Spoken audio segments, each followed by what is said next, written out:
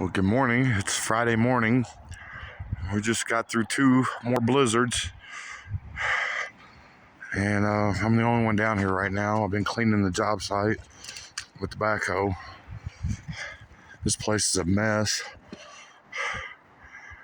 They say we have more snow this year than we have in a long time. I believe it.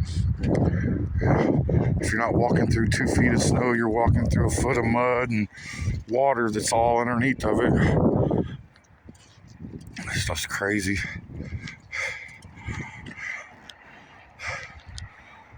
Friday morning, March 3rd. Yeah, I guess I better get back to work. It's almost lunchtime, so I just wanted to film this. This is crazy. We measured 26 inches of snow at my place, and here it's like they got a little bit more than we got.